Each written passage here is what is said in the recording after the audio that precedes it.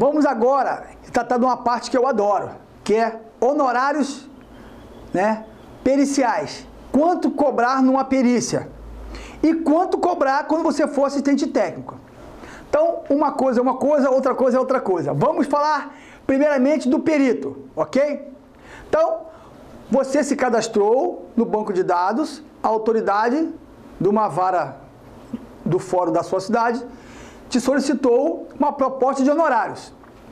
Vamos dizer que o processo é PJE, eletrônico. Você vai ter a sua senha para você entrar lá e baixar o processo. Você vai estudar o processo. De que forma? Primeiro você lê a inicial do processo. Depois você lê a contestação do processo, para você entender qual que é a demanda. E depois você vai procurar no processo os quesitos que as partes elaboraram e a autoridade judicial também elaborou, para você poder fazer a sua proposta de honorários. Então a proposta de honorário não é um orçamento, é uma proposta de honorário fundamentada no CPC.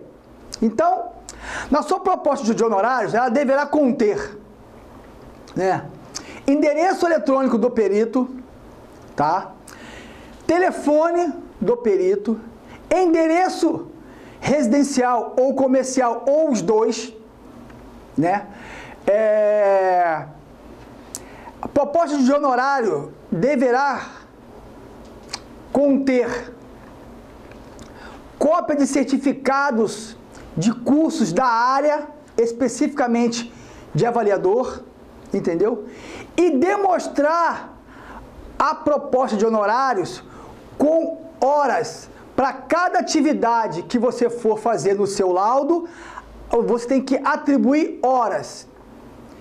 E essas horas, elas têm um valor que aproximadamente está variando numa perícia mercadológica 10% do salário mínimo. É a hora do laudo para a perícia mercadológica.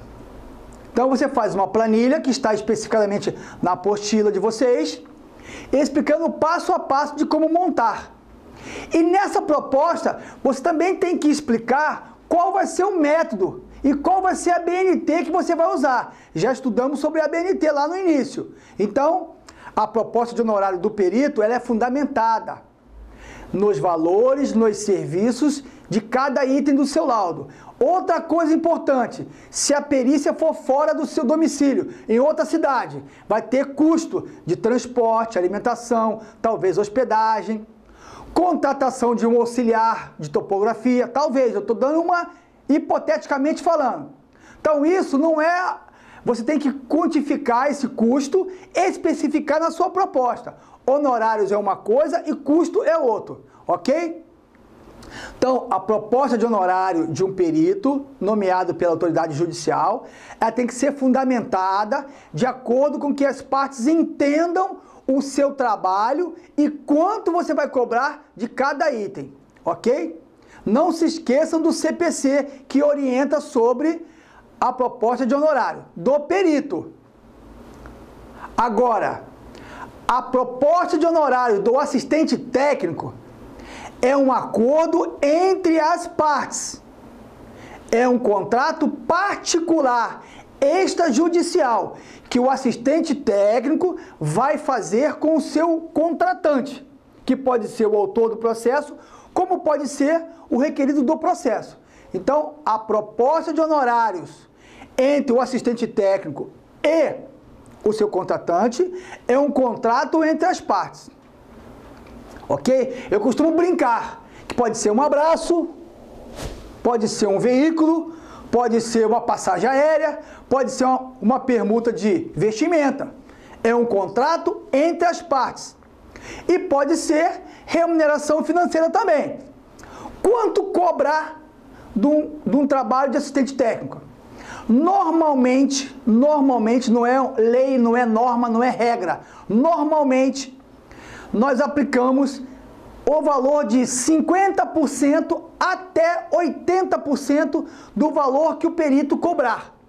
Então, se o perito ele cobrou 10 mil reais, eu posso estar cobrando 8 mil ou 5 mil. Agora, tem colegas que cobram até mais do que o perito. Aí vai do contrato entre as partes, a forma de pagamento e como vai ser o pagamento. Então, o assistente técnico não recebe da justiça. O assistente técnico, ele recebe do seu cliente, diretamente do seu cliente. Já o perito é proibido de receber diretamente do seu cliente. Quem paga o perito, ele recebe em conta ou o seu alvará diretamente da justiça. É vedado ao perito ter contato com as partes. Espero ter esclarecido e bons estudos. Tchau, tchau!